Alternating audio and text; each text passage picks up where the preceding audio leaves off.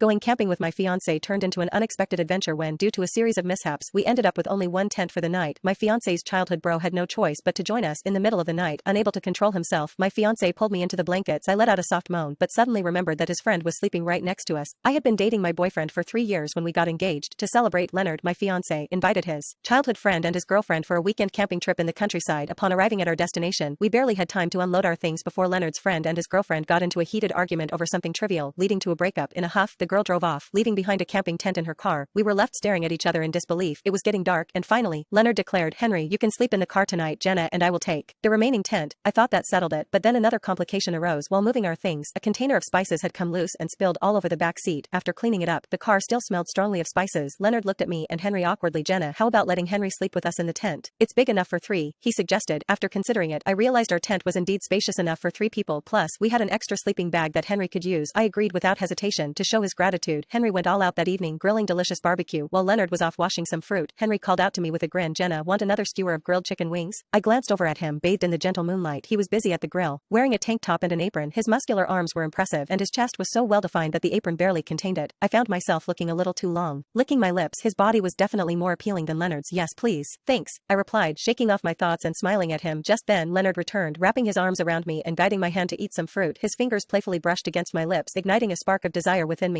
As the night wore on, that desire became uncontrollable. Henry had fallen asleep, and the tent was filled with the sound of his faint snoring. Leonard and I were pressed tightly together, our bodies igniting with passion. I could feel Leonard's restlessness beneath the covers. "Baby, I really want you," he whispered, nibbling on my earlobe. My ears were sensitive, and his warm breath sent shivers down my spine, stirring my own desires. "There's someone else here. Let's wait until we get back tomorrow," I urged. "You've been on your period for 7 days. We haven't done anything in a week. I can't hold back any longer." As he spoke, his hand slipped under my shirt, and I almost let out a sound. Desire exploded within me, with Henry snoring in the background. The thrill of the moment intensified, amplifying my pleasure. As we wrapped ourselves in the blankets, I noticed that Henry's snoring seemed to fade away. I turned to look, and it appeared that something was propped up beneath his sleeping bag. Had Henry woken up? I was startled, but when I looked again, he had rolled over, and the steady sound of his snoring resumed. The next morning, when Leonard and I woke up, Henry was no longer in the tent. Leonard, still groggy, murmured, "Baby, I want you again." To be honest, I felt the same way, but I was unsure when Henry would return, which made things a bit awkward. I pressed down on Leonard's wandering hands. "You should take care of the used condom from last night. We don't want Henry to see it," Leonard grumbled, but eventually got up to tidy up. When I stepped out of the tent, I found that Leonard and Henry had already prepared breakfast. One had a bowl of noodles, while the other served a vegetable salad, creating a bizarre illusion of a polyamorous household. Thinking back to the thrilling events of the previous night, I found it hard to meet Henry's gaze, fearing he might have heard everything. "I really envy your relationship, showing off your affection in front of me, huh?" Henry teased, noticing Leonard and me cuddled together. Leonard laughed. "Well, you were the one who scared your girlfriend away yesterday." Henry rolled his eyes. "You know how dramatic she can be. I was just a second too slow to help her out of the car, and she berated me like I was her servant." He turned to me. "But you're different, sister-in-law." My heart skipped a beat. His words felt loaded with meaning. Leonard chuckled, pinching my cheek and kissing me. "A girl like Jenna is hard to come by. You should be jealous, haha." We were supposed to head back in the afternoon, but suddenly Leonard came down with a high fever. It wasn't entirely unexpected. He had been coughing since morning and had been unusually sleepy all day. I knew his health wasn't great, but I never imagined that a night of camping would leave him with a fever. There was a first aid kit in the car, so I checked his temperature. It was 106° F. After getting him some medicine, I planned to quickly pack our things with Henry and drive Leonard back for a shot. However, the car smelled too strong. Leonard had allergic rhinitis, and the odor triggered his symptoms, making it impossible for him to stay in the car. I had no choice but to air it out and suggested he take a nap in the tent for now. To make Leonard more comfortable, I dampened a towel and wiped down the back seat where the spices had spilled. Just then, a warm body pressed against me. "Jenna, let me help." Henry's breath tickled my ear, and I instinctively flinched, but his hand reached over my shoulder to grab the towel, inadvertently brushing against my chest. We both froze. "Jenna." Henry's voice was hoarse. I turned to move, but I was half kneeling in the car, one foot still outside. Henry was leaning over me, and if I moved, his solid chest thumped against my back, and the overwhelming scent of his masculinity made me dizzy. But his next words sent a chill down my spine. "Jenna, I actually saw everything last night." I gasped and spun around, colliding with his chest and falling back into the car. Henry quickly caught me, one hand gripping the car roof to steady us. I noticed the way his shirt clung to his body, accentuating his muscles, and I couldn't help but swallow hard. "Jenna, your voice kept me up all night. Are you going to make it up to me?" Desire began to cloud his eyes. I felt a rush of panic. With Leonard sick, was I really about to? I pushed him away with all my strength, feeling something graze my palm, sending a jolt through me, but I gritted my teeth and dashed into the tent. Being with Leonard made me feel a bit more secure. Just as I let out a sigh of relief, I heard Leonard call my name in his sleep, pulling me closer. I was forced to lie down next to his warm body. Leonard's hands were restless, igniting my own frustrations and desires. Suddenly, the tent was flung open. Henry glanced at the sleeping Leonard, and despite my alarmed expression, he quietly slipped inside and lay down on my other side. "Jenna, I can help you if Leonard is making you uncomfortable." I felt a shameful thrill, but a shred of rationality held me back, and I remained silent. Leonard rolled over and snuggled against me, snoring loudly, leaving me feeling hot and restless. Henry chuckled softly, his lips brushing against my ear as he took my hand and moved it down, while his other hand followed suit. At the moment of contact, he let out a pleasurable sigh. My last thread of reason snapped, and as Leonard turned to wrap his arms around my waist again, the sensation reached a peak. Henry was clearly feeling it too, his hands working working diligently. I had never experienced such a dizzying mix of excitement and guilt before, the thrill and anxiety intertwining. Just then, Leonard turned back to embrace me. I jolted, immediately pushing Henry away. Henry didn't dare move. After a moment, we both realized that Leonard was still asleep and we breathed a sigh of relief. Henry shot me a glance, reluctantly getting up and exiting the tent. Before long, I woke Leonard, and we drove back to the city. As we parted ways, Henry looked at me with a hint of reluctance, as if he wanted to say something but held back. After giving him a warning look, I left with Leonard. This was a secret I would keep to myself. After all, it was just a moment of adult indiscretion. My normal life had to continue. Leonard went to the clinic for N4 while I returned to our place, planning to prepare a light candlelit dinner for him. I knew I was feeling guilty and wanted to make amends. However, just as I was ready to call Leonard and ask when he would be back, he told me he had to go to work unexpectedly after finishing N4 drip. I didn't sense anything was wrong, but an hour later, I received a message from Henry. It felt like a bucket of cold water had been thrown over me as I stared at my phone in silence for a moment. He had sent a photo. It was a picture of Leonard with another woman. This is his first love. She just returned to the country. Jenna, you should break up with him. Henry sent another message. I clenched my teeth, then trembling, I called him. Give me the address. Henry said, Jenna, Leonard broke up with his first love because she went abroad for her studies. All these years, he's actually kept her in his heart. I was indeed angered by his words, but I was even more determined to see for myself what was going on. Henry couldn't argue with me and told me the name of a cafe, adding casually, if you're feeling really upset later, just give me a call. I ignored him, hung up, and hurried out. When I arrived at the cafe, I found them sitting together in a corner. The woman was leaning on Leonard's shoulder, crying like a broken-hearted mess.